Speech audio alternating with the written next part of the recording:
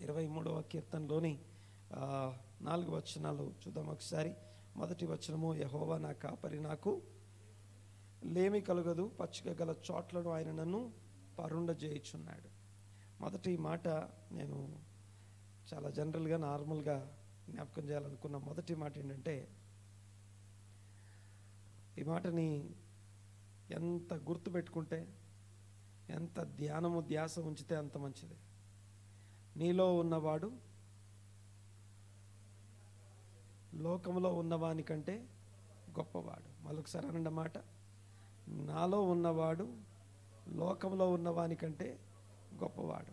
ఆ గొప్పవాడైన వాడు నీలో ఉన్నప్పుడు, గొప్పవాడు నీలో ఉన్నప్పుడు నీ మొహము నువ్వు ఎలా ఉండాలి, నీ మాట నీ ప్రవర్తన ఎలా ఉండాలి, గొప్పవాని తోడును అనుభవించేవారు ఎలాంటి మాటలు మాట్లాడాలి, ఎంత ధైర్యంగా ఉండాలి, ఎంత ఆదరణ కలిగిన వారమై, అంతరంగంలో ఆదరణ కలిగిన వారమై ఉండాలి. ఆమేన్. దేవునికి స్తోత్రం కలుగునుగాక. ఈ మాటని ఎంతగా ధ్యానిస్తే, ఎంతగా ఆలోచిస్తే, ఎంతగా దాని మీద ధ్యాస ఉంచితే అంత మంచిది. లోకంలో ఉన్న విషయాలన్నిటికంటే, లోకంలో ఉన్నదంతయు శరీరాశ, నేత్రాశ, జీవపు డంబం, ఇవి లోకంలో ఉన్నాయి. వాటన్నిటినీ ప్రేరేపించే అంశాలు ఈ లోకంలో ఉన్నాయి. అవి గొప్పవా? నీ లోపల ఉన్న నిన్ను ఆత్మీయంగా బలపరిచి, ఆత్మీయంగా స్థిరపరిచి, ఆత్మీయంగా నేను నిలబెట్టే పరిశుద్ధాత్మ చేత బలపరచబడుతున్న నీలో ఉన్న పరిశుద్ధాత్ముడు, లేకపోతే దేవుని ఆత్మ, క్రీస్తు ఆత్మ గొప్పవాడా? దేవునికి స్తోత్రం కలుగునుగాక.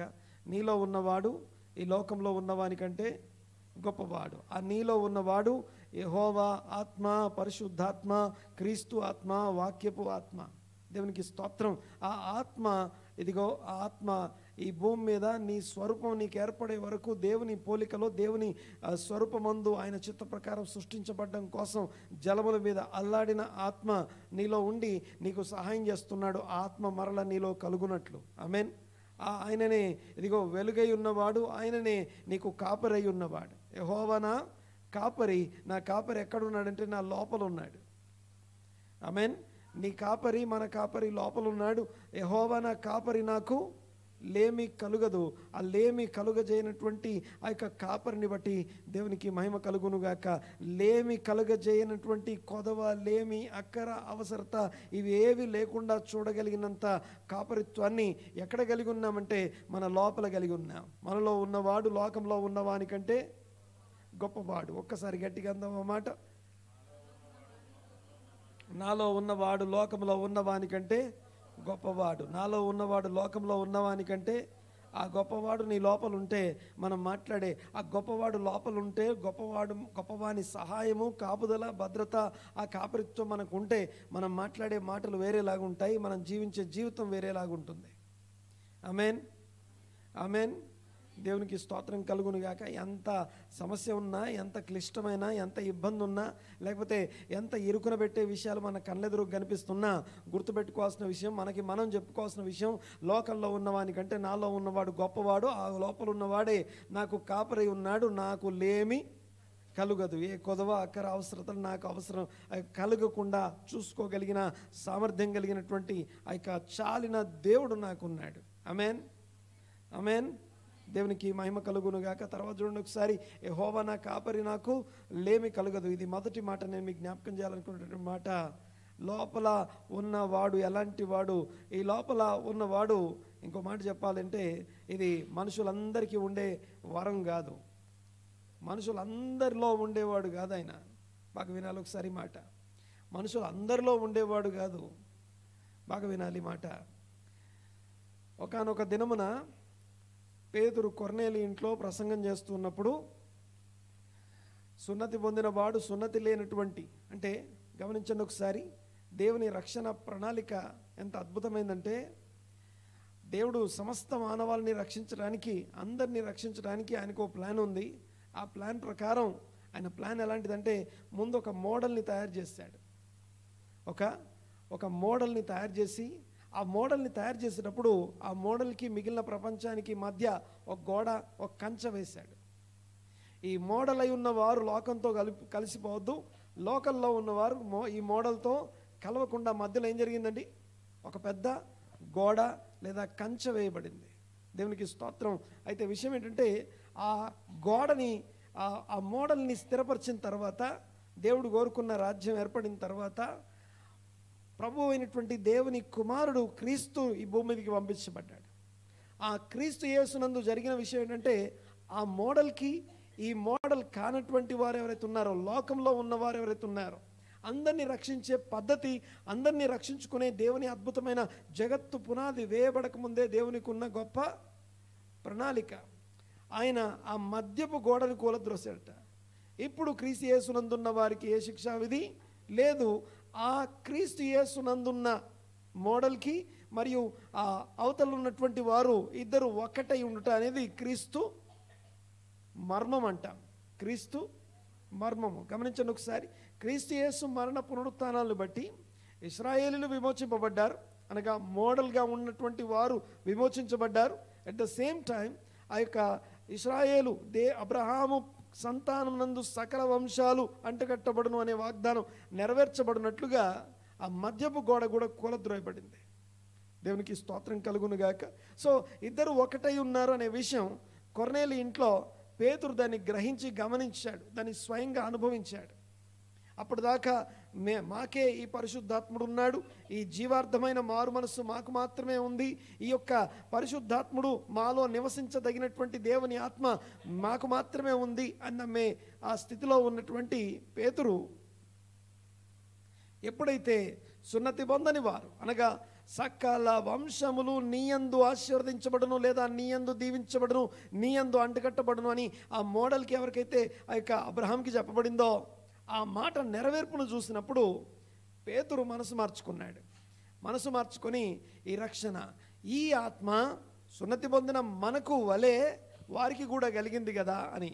అంటే ఎవరైతే ఈ యొక్క క్రీస్తు సువార్త ప్రకాశం వారి మీద ఉదయిస్తుందో, క్రీస్తు సువార్త ప్రకాశం ఎవరి మీద అయితే ఉదయిస్తుందో ఆ క్రీస్తు ప్రకాశాన్ని అనుభవించిన వారు ఆ యొక్క రక్షణ మారు మనస్సు పశ్చాత్తాపం దగ్గరికి వచ్చిన వారు ఈ పరిశుద్ధాత్మ నింపుదలను పొందుకుంటారు. ఆమేన్, ఆమేన్. చూడండి ఒకసారి, ఆ ఆత్మ నింపుదలను పొందిన వారు మాత్రమే ఈ మాట చెప్పగలరు, నాలో ఉన్నవాడు లోకంలో ఉన్నవాని కంటే గొప్పవాడు. ఆ రక్షణ భాగ్యాన్ని, ఆ అద్భుతమైనటువంటి రక్షణ భాగ్యాన్ని, సాల్వేషన్ని నీకు నాకు అనుగ్రహించిన దేవునికి యుగ యుగములకు స్తోత్రము, ఘనత, మహిమ కలుగునుగాక. ఆమేన్. దేవునికి స్తోత్రం. చూడండి ఒకసారి, ఈ అద్భుతమైనటువంటి ప్రణాళిక, దీన్నే జీవార్థమైన మారు మనస్సు అంటాం, దీన్నే రక్షణార్థమైన మనస్సు అంటాం, రక్షణార్థమైన మారు మనస్సు అంటాం, దీన్నే ఆ యొక్క రక్షించే ఆ ఆత్మని కలిగి ఉండడం అంటాం. ఆ ఆత్మ నింపుదల నీకు నాకు అనుగ్రహించబడ్డమనేది గొప్ప ఘనత, గొప్ప ధన్యత. అది ఆ ధన్యత పొందిన వారు మాత్రమే చెప్పగలరు ఏమని, నాలో ఉన్నవాడు ఉన్నవానికంటే గొప్పవాడు, ఆ లోకంలో ఉన్నవానికంటే గొప్పవాడు అనబడుతున్నటువంటి యెహోవా నా కాపరి నా లోపల ఉన్నాడు. ఆ కాపరిత్వం ఏ లేమి, ఏ కొదువ, ఏ అక్కర, ఏ అవసరతలో నన్ను ఉంచదు. ఈరోజు నేను మాట్లాడుకునే విషయాన్ని ఈ యొక్క పేపర్లో మీ కొరకు రాసి ఉంది, చూడండి ఒకసారి, దాన్ని తర్వాత చదవండి మరొకసారి. దాన్ని సెరెనిటీ లేకపోతే ఒక విశ్రాంతి అని అర్థం. దేవుడు విశ్రాంతిని కలుగజేయడం ఆయనకున్నటువంటి ముఖ్యమైన ఉద్దేశం. ఎలాగ ఈ విశ్రాంతిని కలుగజేస్తాడు దేవుడు? ఈ సెరెనిటీ లేకపోతే ఆ విశ్రాంతి ఎలా కలుగుతుంది అనేది చాలా ప్రాముఖ్యమైనటువంటి విషయం. చూడండి ఒకసారి కొన్ని మాటలు ఇక్కడ జ్ఞాపకం చేస్తాను. 23వ కీర్తన, 23వ కీర్తన మనం చదువుతూ ఉన్నాం. దేవునికి స్తోత్రం కలుగునుగాక. శాంతికరమైన జలముల యొద్దకు నన్ను నడిపించుచున్నాడు, నా ప్రాణమునకు ఆయన సేద తీర్చుచున్నాడు. ప్రాణము అంటే సోల్ అని అర్థం. ఆయన సేద తీర్చేది చాలాసార్లు మనము అవిశ్రాంతిగా లేకపోతే అసహనంగా ఉండటానికి కారణాలు ఉంటాయి. చాలాసార్లు మన అవిశ్రాంతి లేకపోతే అసహనం లేకపోతే దాన్ని ఏమంటామంటే ఈ విశ్రాంతి, శాంతికరమైనటువంటి జలముల యొద్దకు వెళ్ళి విశ్రాంతిగా పడుకునే ఆ స్థితిని అనుభవించకపోవడానికి మనకు కారణాలు ఉంటాయి. ఆ కారణాలన్నీ ఒకసారి చూస్తే ఆ కారణాలు గొప్పవా, మన లోపల ఉండి మన కాపరి విశ్రాంతి కలుగజేయాలనుకునే కాపరి గొప్పవాడా? దేవునికి స్తోత్రం కలుగును గాక. గమనించండి ఒకసారి. ఆయన మనలో ఉండి పనిచేసేటప్పుడు చాలాసార్లు మనం చేసే పెద్ద తప్పు ఏంటంటే, బయట ఏదో ఉంటే, ఏదో అయితే, ఏదో జరిగితే, ఏదో వస్తే, ఏవో అయినప్పుడు విశ్రాంతిలోకి వెళ్తాం అనుకుంటాం. ఏదో జరిగినప్పుడు విశ్రాంతిలోకి వెళ్ళిపోతాం అనుకుంటాం. చాలా జాగ్రత్తగా ఈ మాట వినాలి. విశ్రాంతి ఎప్పుడు కలుగుతుంది? విశ్రాంతి ఎప్పుడు పొందుకుంటామంటే, ముందు నీ సోల్ విశ్రాంతిలోకి వెళ్ళాలి. సోల్ నిన్ను ఆదరించి, సోల్ కాపరి, ఆత్మల కాపరికి మన ఆత్మలో అప్పగించబడాలి. అనొకసారి, నీలో ఉన్నవాడు లోకంలో ఉన్నవానికంటే గొప్పవాడు. ఈ మాట అందరూ చెప్పే అవకాశం లేదు. రక్షణ పొందిన వారికి మాత్రమే ఈ అవకాశం ఉంది. అనగా విమోచన అనుభవం క్రిందికి వచ్చిన వారు, రక్షణ అనుభవం క్రిందికి వచ్చిన వారికి మాత్రమే ఈ అవకాశం ఉంది. అలాంటి వారు ఏం చేస్తారో, అలాంటి వారు ఎలాగ ఈ విశ్రాంతిలోకి ప్రవేశిస్తారో చెప్పడం కోసం ఈ మాట మీకు జ్ఞాపకం చేస్తున్నారు. మొట్టమొదట, నా ప్రాణమునకు కాపరి ఆయన అనండి ఒకసారి మాట. నీ శరీరానికో నీ మిగతా వాటికి అన్నిటికంటే ముందు, వాటన్నిటికంటే మూలమై ఉన్నటువంటి నీ లోపలున్న నీ యొక్క ప్రాణానికి ఆయన కాపరి ఉన్నాడు. ఆత్మల కాపరి అంటాం. అనండి ఒకసారి మాట. ఒక్కసారి వచనం చదువుదాం ఒకసారి. పేతురు పత్రిక, మొదటి పేతురు పత్రిక 4వ అధ్యాయం. మొదటి పేతురు పత్రిక 4వ అధ్యాయం చూడండి ఒకసారి.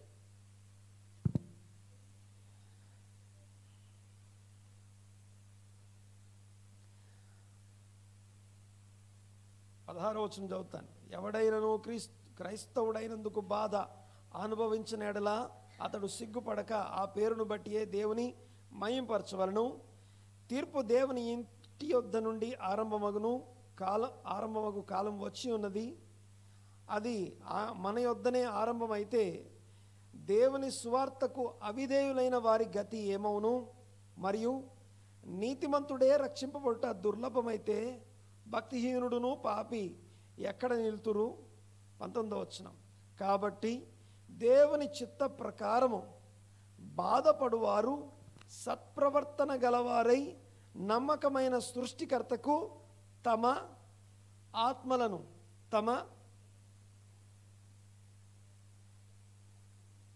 their souls in charge as a deposit.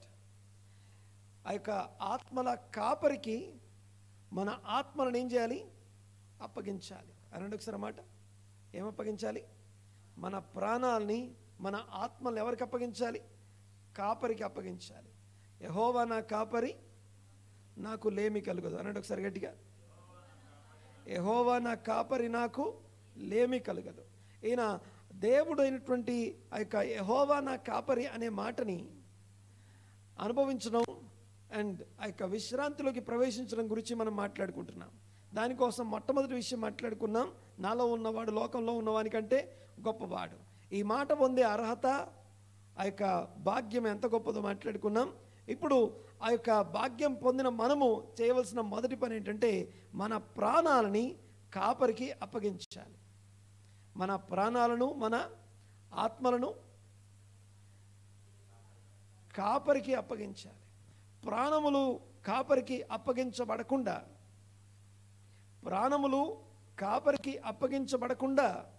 యెహోవా నా కాపరి అని మనం చెప్పలేము.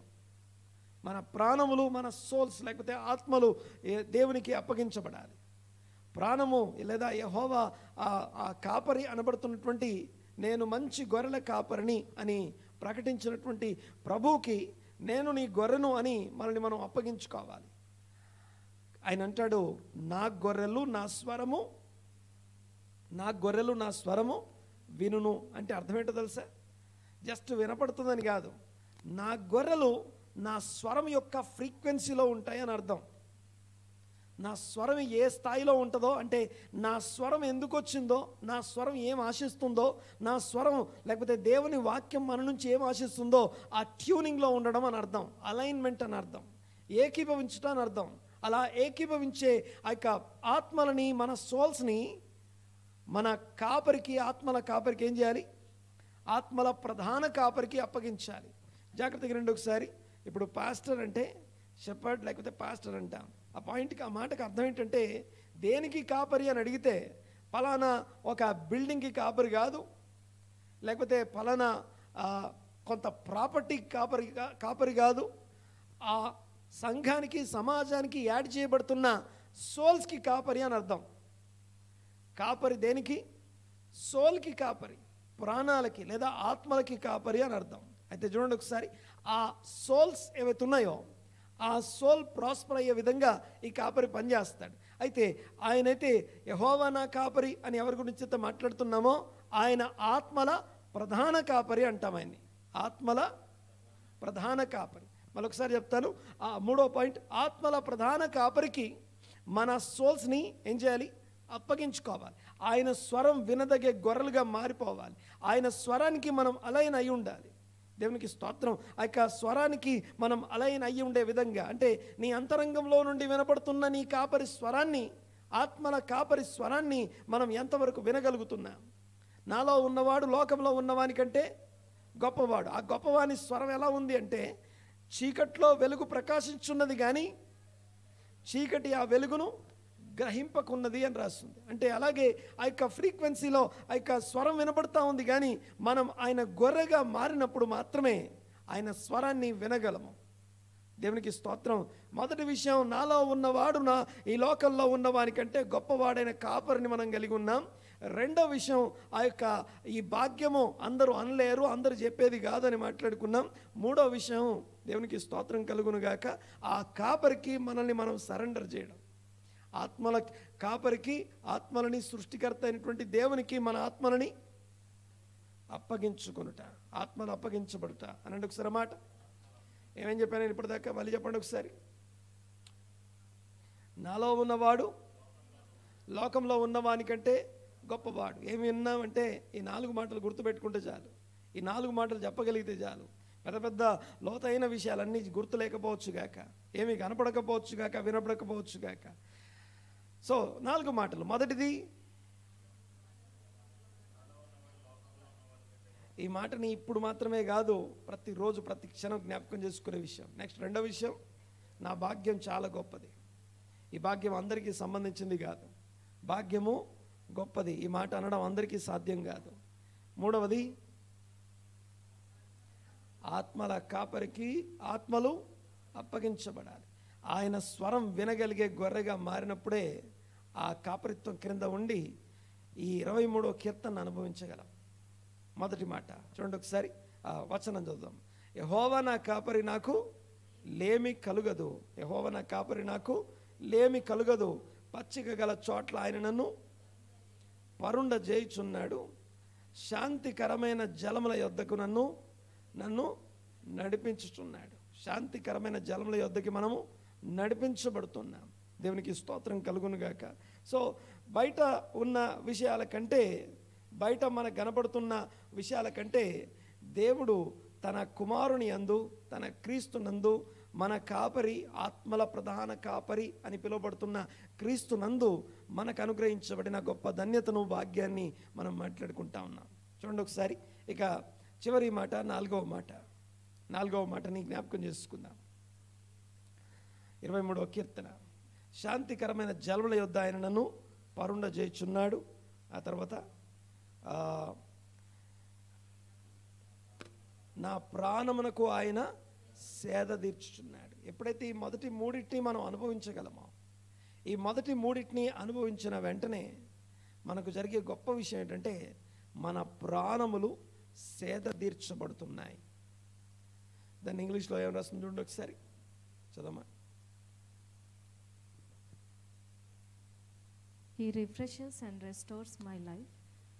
He leads me in the paths of righteousness, uprightness and right standing with him, not for my earning it, for his name's sake.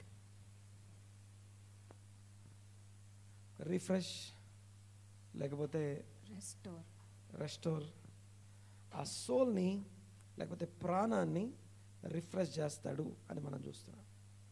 మన సోల్ రిఫ్రెష్ చేయబడుతుంది అని మనం చూస్తాం. దేవునికి స్తోత్రం కలుగును గాక. ఈ సోల్ రిఫ్రెష్ చేయబడేటప్పుడు ఎలా రిఫ్రెష్ చేయబడుతుంది? పచ్చిక గల చోట్ల ఆయన నన్ను పరుండ చేస్తాడు అనండి ఒకసారి మాట. ఒక ఈ ఈ కీర్తన వాడేటప్పుడు, ఈ కీర్తన రాసే వాళ్ళు ఉండే ఏరియా కంప్లీట్ డ్రై డెజర్ట్, ఎడారి ప్రాంతం. ఆ ఎడారి ప్రాంతంలో ఒక పచ్చిక దొరికితే ఎలా ఉంటుందో, ఆ మాట మనకు ఎటు చూసినా పచ్చిక కనపడే వాళ్ళకి ఇదేం పెద్ద కొత్తగా అనిపించదు. కానీ ఎటు చూసినా ఎడారి డ్రైనెస్, ఎటు చూసినా ఎండిపోయినటువంటి స్థితి ఉన్నటువంటి స్థలంలో ఆయన మాత్రం, ఈ కాపరి మాత్రం మొదటి 3 మాటలు ఏవైతే మాట్లాడుకున్నామో, నీ లోపల ఉన్న గొప్పవాడు అనబడుతున్న కాపరి, ఏ ఆత్మల కాపరికైతే నీ ఆత్మను అప్పగించుకున్నావో ఆయన, నిన్నొక ఘనమైన భాగ్యమైన స్థితిలో ఉంచినటువంటి ఆయన నిన్ను తీసుకెళ్ళి, even know one can imagine the refreshment, ఆ సెరెనిటీ అనే దాన్ని, ఆ మెనుఖ లేకపోతే ఆ యొక్క విశ్రాంతిని ఎవరు కూడా ఇమాజిన్ చేయలేరు. ఎందుకంటే ఇందాక మనం అనుకున్నట్టుగా చుట్టూ ఎటు చూసినా ఎడారే, కానీ ఈ కాపరి మాత్రం మనల్ని పచ్చిక గల చోట్లకి నడిపిస్తాడు. ఆ పచ్చిక గల చోట్ల నడిపించబడి, ఆ పచ్చిక గల చోట్ల పరుండ చేయబడతాం, అక్కడ ప్రశాంతంగా కూర్చోగలుగుతాం. యూనో మీరు చూడగలిగితే గొర్రెలని తీసుకొని ఊర్లు దాటి వెళ్తారు. ఇలాంటి ఒక మంచి ప్లేస్ కోసం, గొర్రెలకి ఆహారం కోసం వాటిని మంచి స్థలంలో ఉంచాలని వాటిని నడిపించుకుంటూ తీసుకెళ్తారు. తీసుకెళ్ళి ఒక దగ్గర వాటన్నిటినీ సేదతీరిన తర్వాత సాయంత్రానికి వాటిని తీసుకొని రావాలి. అలాగా 2-3 రోజులు వెళ్ళిన సందర్భాలు ఉంటాయి.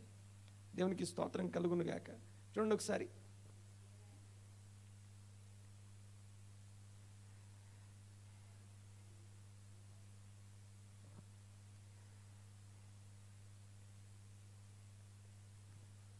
దావీదు ఎలాగైతే కీర్తన రాస్తున్నాడు, తన ఆత్మలకి, తన ప్రాణాన్ని, తన ఆత్మల కాపరికి అప్పగించుకున్నటువంటి దావీదు ఒక కాపరి అయి ఉన్నవాడు రాస్తున్న మాటలు. నన్ను సేదతీర్చే ఆ యొక్క ప్లేస్కి తీసుకెళ్తాడు, నా ప్రాణమును సేదతీర్చే స్థలానికి ఆయన తీసుకెళ్తాడు, నా ప్రాణమును సేదతీరుస్తాడు. సేదతీర్చడం కోసం ఏది అవసరమో 2 అవసరాలు, ముఖ్యమైన అవసరాలు. ఒకటి ఏమి తిందుమా, రెండోది ఏమి త్రాగుదుమా. మంచి పచ్చిగల్ల స్థలంలో పడుకోబెట్టేంతగా నడిపించి తీసుకెళ్తాడని రాస్తుంది. పచ్చిక గల చోట్ల ఆయన నన్ను పరుండ చేస్తున్నాడు. తర్వాత శాంతికరమైన జలముల యొద్దకు ఆయన నన్ను నడిపిస్తున్నాడు. సో ఈ గొర్రెలకు ఉన్నటువంటి సమస్య ఏంటంటే, అవన్నీ ఇప్పుడు మాట్లాడడానికి టైం లేదు, కానీ గొర్రెలకు ఉన్నటువంటి ఒక సమస్య ఏంటంటే వాటర్ వాటికి పడదు. ఎందుకంటే వాటికి ఉన్నటువంటి ఆ యొక్క ఊలు ఏదైతే ఉందో, ఆ ఊలు తడిచిపోతే అవి వెయిట్ పెరుగుతాయి. అది వాటికి చాలా సమస్య. తర్వాత అంతేకాకుండా అవి హెల్త్ ఇష్యూస్ కూడా తీసుకొస్తాయి. కాబట్టి వాటికి ఎలాంటి వాటర్ కావాలి, వాటర్ లోపలికి కావాలి, వాటర్ కంటెంట్ లోపలికి కావాలి, కానీ బయట వాటిని డిస్టర్బ్ చేయకూడదు ఆ వాటర్. అందుకని ఆ వాటర్ పేరు ఏం పేరంటే స్టిల్ వాటర్స్, లేకపోతే కామ్ వాటర్స్, లేకపోతే అవి రిఫ్రెష్గా, అనగా మనల్ని రిఫ్రెష్ చేసే మన సోల్కి అవసరమైనటువంటి వాటర్ అవి. యూనో ఇది ఎందుకు జ్ఞాపకం చేస్తున్నానంటే, మన ప్రాణాలను అప్పగించుకున్నటువంటి కాపరి మనల్ని విశ్రాంతిలోకి నడిపిస్తాడు, మన సోల్కి విశ్రాంతి కలుగజేస్తాడు. ఆయన విశ్రాంతి కలుగజేసే విషయము 2 విషయాలు మనం చూస్తాం. ఒకటేంటంటే ఆ యొక్క పచ్చిక కలిగిన చోట్లు, ఎక్కడైతే మనకు అవసరానికి మించిన ఆహారం దొరుకుతుందో, ఎక్కడ మనం రిఫ్రెష్ అవ్వగలమో ఆ స్థలానికి తీసుకెళ్ళి పడుకోబెడతాడు. రెండోది స్టిల్ వాటర్స్, అనగా శాంతికరమైన జలములు. అనంటే ఒకసారి మాట, శాంతికరమైన జలముల దగ్గరికి, అనగా ఆ జలములు మనల్ని డిస్టర్బ్ చేయవు. అనగా చూడండి ఒకసారి, ఈ భూమి మీద ఉన్నవన్నీ మంచివి కాదు. మీరు ఏదన్నా ఒకటి సెర్చ్ చేయండి, ఎనీథింగ్, ఏ విషయానన్నా తీసుకురండి, దీనికి సైడ్ ఎఫెక్ట్స్ లేవు అని ఒక మెడిసిన్ ఉండదు, దీనికి సైడ్ ఎఫెక్ట్స్ లేవు అనే ఒక ప్రాక్టీస్ ఉండదు. ప్రతి దానికి దాని సైడ్ ఎఫెక్ట్స్ ఉంటాయి. ఆ సైడ్ ఎఫెక్ట్స్ ఉండడమే మామూలు వాటర్. అది ఏ సైడ్ ఎఫెక్ట్స్ లేనటువంటి విశ్రాంతి దేవుడు మనకిస్తాడు, మన కాపరి మనకు కలుగజేస్తాడు. అంటే ఉదాహరణకి ఇది తినొద్దు అని చెప్తారు, అది తినకపోతే ఇంకో సమస్య వస్తుంది, తింటే ఒక సమస్య వస్తుంది, తినకపోతే ఇంకో సమస్య వస్తుంది. అలాగా ఈ భూమి మీద ప్రతిదీ మనకి మేలు చేస్తుంది, కీడు చేస్తుంది. కానీ ఆయన మనల్ని నడిపించే నీళ్ళు ఏవైతే ఉన్నాయో, అందుకనే సమరయ స్త్రీతో అంటాడు, దాహం కడిగింది ఆయన, నాకు దాహం అవుతుంది, నీళ్ళు ఇవ్వమని అడిగింది ఆయన. కానీ ఆయన అంటాడు, నేనిచ్చే నీళ్ళు నువ్వు తీసుకుంటే ఇక ఎప్పటికీ దప్పికొనవు అంటాడు. ఎప్పటికీ దప్పికొనని ప్రాణము. చివరిగా ఈ ఎగ్జాంపుల్ చెప్పేసి నేను ముగిస్తాను. ఇది ఆల్రెడీ చాలాసార్లు మాట్లాడుకున్నాం. 5 రొట్టెలు 2 చేపలు, 5,000 కుటుంబాలు కూర్చున్నాయి అక్కడ. బాగా వినండి ఒకసారి. వాళ్ళు తిని తృప్తి పొందిన విషయం కంటే ముందు, తినక ముందే తృప్తి పొందారు. బాగా వినాలి ఒకసారి మాట. ఏదో వచ్చిన తర్వాత నువ్వు అనుభవించే ఆ ఎక్సైట్మెంట్ని, ఏదో జరిగితే నువ్వు పొందే ఎక్సైట్మెంట్ని, అది జరగక ముందే ఆ ఎక్సైట్మెంట్లోకి రావడం మనకు విశ్వాసం బోధిస్తుంది. ఆ ఎక్సైట్మెంట్ అంటే విశ్రాంతి అని అర్థం, ఆ సెరెనిటీ అంటాం. గమనించండి ఒకసారి. ఈ గొర్రెని తీసుకెళ్ళి ఆ యొక్క పచ్చిక దగ్గర పరుండ చేస్తున్నాడు అనే మాటని అర్థం చేసుకోవడానికి ఈ మాట చెప్తా ఉన్నాను. అయితే ఆ 5,000 కుటుంబాలకి చెప్పబడిన విషయం ఏంటో తెలుసా? భోజనం తీసుకురాబడిందా? లేదు. ఓకే, 5 రొట్టెలు 2 చేపలు ఆయన దగ్గరికి తీసుకురాబడ్డాయి. అక్కడ ఎంతమంది ఉన్నారంటే 5,000 కుటుంబాలు ఉన్నాయి. ఈ 5,000 కుటుంబాలకి ఒక చిన్నవాని భోజనం పెట్టడం అసాధ్యం. కానీ గమనించండి ఒకసారి, ఆ లేమి, కొదువ, అక్కర, అవసరత అనేది మనల్ని విశ్రాంతిలో ఉండనియదు. అయ్యో ఆహారం ఎట్లా, అయ్యో తిండి ఎలాగా అనే టెన్షన్లో ఉంటాం కదా. గమనించండి ఒకసారి. ఒక ప్రశ్న అడుగుతాను, చెప్పండి. ఈ రొట్టెలని చేతుల్లోకి తీసుకొని కృతజ్ఞత చెల్లించాడు లేదా ప్రార్థన చేశాడని చదువుతాం మనం. ఓకే, ఇంకొక అంశం ఏంటంటే ఆ 5,000 కుటుంబాలని లైన్లో కూర్చోబెట్టడం. 5,000 కుటుంబాలని ఎంత లైన్లో కూర్చున్నారు? లైన్లో కూర్చున్నారా? ఎలా పడతారా కూర్చున్నారు? లైన్లో కూర్చున్నారా? ఎట్లా కూర్చున్నారు లైన్లో? ఒక లైన్కి ఎంతమంది ఉన్నారు? ఒక్క లైన్లో 50, నెక్స్ట్ లైన్లో అలాగా 100. ఈ 50 into 100 టోటల్ ఎంత? 5,000 ఫ్యామిలీస్ కూర్చున్నారు. వారి వారి లెక్క ప్రకారం కూర్చున్నారు. బాగా వినండి ఒకసారి మాట. నా క్వశ్చన్ ఏంటంటే, కూర్చోబెట్టడం ముందా, రొట్టెల్ని తీసుకొని లేకపోతే ప్రార్థన చేయడం ముందా? కూర్చోబెట్టాక ప్రార్థన చేశారా, లేకపోతే కృతజ్ఞత చెల్లించడం అనేది ముందు చేసి తర్వాత కూర్చోబెట్టారా? ఎస్. ఎందుకు కూర్చోబెట్టాలి? ఆ కూర్చోబెట్టడం అనేది సాటిస్ఫాక్షన్ తెలియజేస్తుంది. ఆ కూర్చోబెట్టడం. ఎప్పుడు కూర్చున్నాం? ఇది రొట్టెలు ఆయన తీసుకొని ప్రార్థన చేసిన తర్వాత కూర్చుంటున్నామా? ఆయన చెప్పాడు కాబట్టి కూర్చుంటాం. కాపరి స్వరం మనల్ని కూర్చోమంటే కూర్చుంటాం. కాపరి స్వరం మనల్ని విశ్రాంతిలో ఉండమంటే విశ్రాంతిలో ఉంటాం. మన సోల్ విశ్రాంతిలోకి వెళ్ళకుండా బయట విశ్రాంతిని మనం అనుభవించలేము. బయట ఎంత తుఫానున్నా, ఎన్ని గాళ్ళు అలలు ఎగిరిపడుతున్నా ప్రశాంతంగా పడుకోగలడు యేసయ్య. అలాంటి ప్రశాంతత, అలాంటి విశ్రాంతి ఎప్పుడిది సాధ్యం అంటే, నాలో ఉన్నవాడు లోకంలో ఉన్నవానికన్నా గొప్పవాడు. ఆ గొప్పవాడైనటువంటి దేవుణ్ణి నమ్ముకొని లోపల మనం కూర్చోవడం గురించి, విశ్రాంతి గురించి మాట్లాడుతూ ఉన్నాను. దేవునికి స్తోత్రం కలుగును గాక. హల్లెలూయా, హల్లెలూయా, హల్లెలూయా, హల్లెలూయా, హల్లెలూయా. దేవునికి స్తోత్రం కలుగును గాక. ఆ దేవుని యొక్క గొప్ప ప్రసన్నతని అనుభవిస్తూ ఆ విశ్రాంతిలో ఉండడం గురించి మనం మాట్లాడుకుంటున్నాం. ఆ విశ్రాంతిలో ఉండడం కోసం మనం గ్రహించాల్సిన, గమనించాల్సిన విషయాలు అన్నీ బాగున్నప్పుడు విశ్రాంతి కాదండి. ఏది బాగలేనప్పుడే ముందు విశ్రాంతి, తర్వాత అద్భుతం. విశ్రాంతి ముందు, తర్వాత అద్భుతం. బైబిల్లో ఉన్న యేసుప్రభు చేసిన అద్భుతాలు, యేసుప్రభు చేసిన మ్యాక్సిమం అద్భుతాలు ఏ రోజు చేయబడ్డాయి? విశ్రాంతి రోజు చేయబడ్డాయి. విశ్రాంతి దినమున తమ ప్రాణములలో అన్ని పక్కన పెట్టేస్తాం. ఈవెన్ ఏం తిందామా, ఏం ధరించుకుందామా కూడా ఉండదు. ఓన్లీ దేవుణ్ణి ఆరాధించాలి, దేవుని వాక్యం వినాలని కాపరి యొక్క స్వరం వినే స్థలానికి ప్రజలందరూ చేరుకున్నప్పుడు వారు ఒక్కొక్కరు అద్భుతాన్ని అనుభవించారు. ఆత్మల కాపరి ఆ గొర్రె యొక్క గాయములు కట్టాలన్నా, రోగగ్రస్తమైనటువంటి గొర్రెలను స్వస్థపరచాలన్నా అది ముందు విశ్రాంతిలో కూర్చోవాలి. ఆ విశ్రాంతి ఎప్పుడు అంటే అన్నీ అయిపోయిన తర్వాత కాదు, ముందు విశ్రాంతి తర్వాత అద్భుతం అనండి ఒకసారి మాట. ముందు విశ్రాంతి తర్వాత మన అద్భుతం. దేవునికి స్తోత్రం. Let us SIT down. మనము కూర్చొని దేవుని సన్నిధిని అనుభవిస్తూ విశ్రాంతిని అనుభవిద్దాం. దేవా, నీ సన్నిధి మాకు తోడుగా ఉంది, మీరు తోడై ఉన్నారు, నిన్ను ఏమాత్రం విడువను, ఎన్నడూ ఎడబాయను. ఆత్మల ప్రధాన కాపరి మనకి తోడై ఉన్నాడు. యెహోవా నా కాపరి, నాకు లేమి కలగదు. లేమి, అక్కర, అవసరత, కొదవ అవేవీ లేకుండా చూసుకోగలిగిన కాపరి మనకున్నాడు. ఆ కాపరి యొక్క కార్యములు మనం అనుభవించాలంటే ముందు కాపరికి మన ఆత్మలో అప్పగించబడి ఉండాలి. 4 విషయాలు చెప్పాను. మొదటిది, కాపరి ఎంత గొప్పవాడో తెలిసి ఉండాలి. మన కాపరి, మన కమాండర్, మనల్ని నడిపించేవాడు, మనకు తోడై ఉన్నవాడు ఎంత గొప్పవాడో తెలిసి ఉండాలి, ఎంత ఘనుడో తెలిసి ఉండాలి.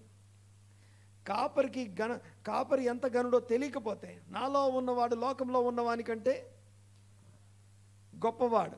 ఇది మొదటిది తెలిసి ఉండాల్సిన విషయం. రెండో విషయం మనకు తెలిసి ఉండాల్సిన విషయం ఏంటి?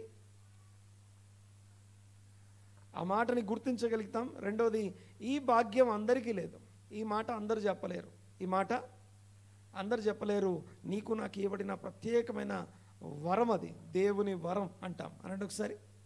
దేవుని వరం, అంతేకాదు కృప చొప్పున ఇవ్వబడిన కృపకి మూలమగు పరిశుద్ధాత్ముడు. ఆ తర్వాత మూడో విషయం మాట్లాడుకున్నాం. ఏంటది? ఆత్మల కాపరికి ఆత్మలు అప్పగించబడతాయి. ఆయన స్వరం వినగలిగే స్థాయికి అప్పగించబడతాయి. ఆ తర్వాత ఆత్మల కాపరి అనుగ్రహించే మొదటి విశ్రాంతిని తీసుకోవాలి. మన హృదయము, మన అంతరంగంలో ఉన్న ఆ ప్రాణంలో ఉన్న ఆశలు. అందుకే దావీదు ఒక దగ్గర రాస్తూ మాట్లాడుతూ అంటాడు, నా ప్రాణమా నాలో నీవెందుకు తొందరపడుతున్నారు? తొందరపడాల్సిన అవసరం లేదు. ఫస్ట్ విశ్రాంతి తీసుకుందాం. మొదట మనం విశ్రాంతిలో ఉందాం, విశ్రాంతిని అనుభవిద్దాం. అంతరంగంలో విశ్రాంతి అనుభవించే కొద్దీ దేవునికి స్తోత్రం, మనకు అవసరమైన కాపరి యొక్క స్వస్థత మనం పొందుకుంటాం. స్వస్థత కాపరి నుండే పొందుతున్నాం. ఒక్కసారి ఈ మాట చదివేసి ముగించుకుందాం మనం. చూడండి ఒకసారి పేతురు పత్రిక 2వ అధ్యాయం, మొదటి పేతురు పత్రిక 2వ అధ్యాయం చూడండి ఒకసారి. 22వ వచనం. ఆయన పాపము చేయలేదు, ఆయన నోటను ఏ కపటమును లేదు, ఆయన దూషింపబడి బదులు దూషింపలేదు, ఆయన శ్రమ పెట్టబడి బెదిరింపక న్యాయముగా తీర్పు తీర్చు దేవునికి తన్ను తాను అప్పగించుకొనెను. 24వ వచనం. మనము పాపముల విషయమై చనిపోయి నీతి విషయమై జీవించున్నట్లు ఆయన తానే తన శరీరమందు మన పాపములను మ్రాను మీద మోసుకొనెను.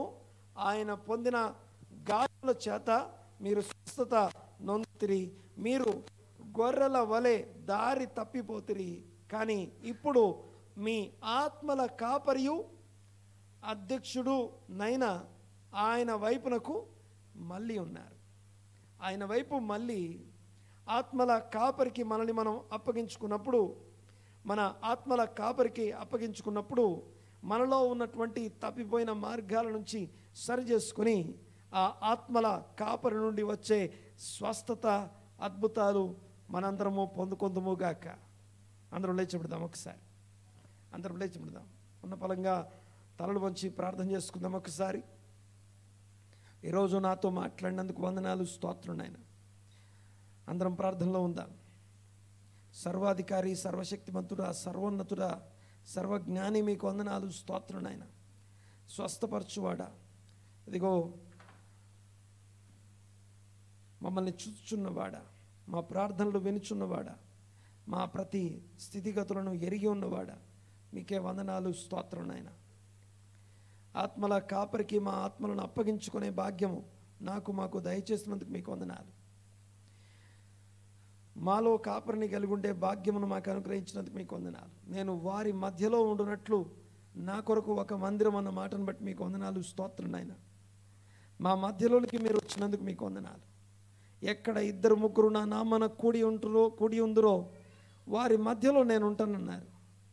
ఇదిగో నాలో ఉన్నవాడు లోకంలో ఉన్నవాని కంటే గొప్పవాడు అని వ్యక్తిగతంగా చెప్పగలిగినట్టుగా ఇదిగో ఏకీభవించి కూడి ఉన్న మేము ఈ లోకంలో ఉన్న వాటన్నిటికంటే మా మధ్యలోనికి దిగి వచ్చిన 2-3 నా నామన కూడి ఉంటే వారి మధ్యలో ఉంటానని వాగ్దానం చేసి మా మధ్యలో ఉన్న మా కాపరి గొప్పవాడు. దేవా మీకు వందనాలు. ఈ మాట స్పష్టంగా చెప్పగలిగి అనగలిగి ఒక అనుభవపూర్వకమైన జ్ఞానం ప్రతి ఒక్కరికి అనుగ్రహించండి. నా గొర్రెలు నా స్వరం వినును అన్నారు. ఆ స్వరం వినే భాగ్యం అందరికీ దయచేయండి. ఆత్మల కాపరికి, ప్రధాన కాపరికి, అధ్యక్షునికి అప్పగించుకోవడం అనేది ఎలాగో బోధపరచండి. వందనాలు, స్తుతులు, స్తోత్రం నాయన. ఈ అంతరంగంలో విశ్రాంతి కోసం నేను ప్రార్థన చేస్తూ ఉన్నాను. నాతో పాటు ఏకీభవించిన ప్రతి కుమారుడు, ప్రతి కుమార్తెను ఈ అంతరంగంలోని విశ్రాంతి చేత, ఆ సెరెనిటీ, మెనుఖా చేత ప్రతి ఒక్కరిని నింపమని ప్రార్థన చేస్తున్నామయ్యా. గొప్ప నెమ్మది బిడ్డల హృదయాల్లో నింపబడునుగాక. గొప్ప నెమ్మది వారిని ఇప్పుడే నింపునుగాక, ఆవరించునుగాక. ఇదిగో నా సంకటములను కుదుర్చువాడు అన్న మాట మీ బిడ్డలు ఈ వారం అనుభవించుదురుగాక. నా సంకటములు కుదర్చబడుట మేము చూచుదుముగాక. మా స్థితిగతులను ఎరిగిన దేవా మీకు వందనాలు, స్తోత్రం నాయన. ఇదిగో మాకు అవసరమైనటువంటి మాట చేత ప్రతి వారము, ప్రతిరోజు అనుక్షణము తృప్తిపరుస్తున్న మా దేవా మీకు వందనాలు, స్తోత్రం నాయన. మంచి కాపరి తన గొర్రెల కొరకు ప్రాణం పెట్టును అన్న మాటను బట్టి మీకు వందనాలు. మా కొరకు ప్రాణం పెట్టి న్యాయాధిపతికి, న్యాయముగా తీర్పు తీర్చు దేవునికి మీ యొక్క ప్రాణాన్ని అప్పగించుకున్నారు. ఈ మాటను బట్టి వందనాలు, స్తోత్రం నాయన. ఈ దినము మా విన్న మాటలు మా హృదయాల్లో స్థిరపరచమని ప్రార్థన చేస్తున్నాం. వాక్యము మా హృదయాల్లో స్థిరపరిచి ఇదిగో మీరే మహిమ పొందమని ప్రార్థన చేస్తున్నామయ్యా. దావీదు మాట్లాడిన మాటలు మా వ్యక్తిగత జీవితాల్లో మేము అనుభవించుదుముగాక. స్తోత్రం నాయన, మీకు వందనాలు. ప్రతి ఇబ్బంది, ప్రతి సమస్య, ప్రతి కొదవలో యెహోవా నా కాపరి, నాకు లేమి కలుగదు అన్న మాటలో మేము బ్రతుకుదుముగాక. శాంతికరమైన జలముల యొద్ద, పచ్చిగల చోట్ల మేము పరుండ చేయబడి జలముల యొద్దకు నడిపించబడుదుముగాక. మాకు మేలు చేసే కాపరిత్వమే, ఏ సైడ్ ఎఫెక్ట్స్ లేని కాపరిత్వం నాయన మీకు వందనాలు. మీరు మాత్రమే మాకు అవసరమైన వాటన్నిటినీ చూడగలరు. అవసరమైన వాటన్నిటినీ ప్రొవైడ్ చేయగలిగిన ఆత్మల కాపరి మీకు వందనాలు, స్తోత్రం నాయన. ఒక గొర్రె తన కాపరి మాటకు లోబడినట్టుగా, ఒక కాపరి తన గొర్రెను కాచి కాపాడి భద్రపరిచినట్టుగా ఇదిగో మమ్మల్ని మీరు భద్రపరుస్తున్నందుకు మీకు వందనాలు. ఇదిగో ఏ గొర్రె తప్పిపోకుండా ఇదిగో ప్రతి గొర్రెను కాచి కాపాడి భద్రపరచమని ప్రార్థిస్తున్నామయ్యా. మనోనేత్రాలు వెలిగించండి, జ్ఞానము, ప్రత్యక్షత కలిగిన మనస్సు దయచండి. ఈ వారము నాయన ప్రభువా, ఈరోజు వాక్యం విన్న ఒక్కొక్కరి జీవితాల్లో అద్భుతాలు, సూచక్రియలు, మహత్కార్యాలు, ఆశ్చర్యకార్యాలు జరుగునుగాక. విని చూసి ఆశ్చర్యపోయే విషయాలు జరుగునుగాక. విస్మయం ఉందే కార్యములు జరుగునుగాక. కాపరి కార్యముల చేత సంఘము నింపబడునుగాక. సమస్త ఘనత, మహిమ, ప్రభావం మీకు ఆరోపిస్తూ ఏకీవించిన వారందరినీ మీ హస్తాలకు అప్పగిస్తున్నాం. ఈ గొప్ప కాపరిత్వానికి మమ్మల్ని నడిపించిన క్రీస్తు యేసు శిలువ బలియాగాన్ని బట్టి, ఆయన మరణాన్ని బట్టి వందనాలు చెల్లిస్తూ నజరేయుడైన యేసుక్రీస్తు నామమున ఈ ప్రార్థన అడిగి బ్రతిమాలి వినయంతో వేడుకొనుచున్నాము తండ్రి. ఆమేన్, ఆమేన్.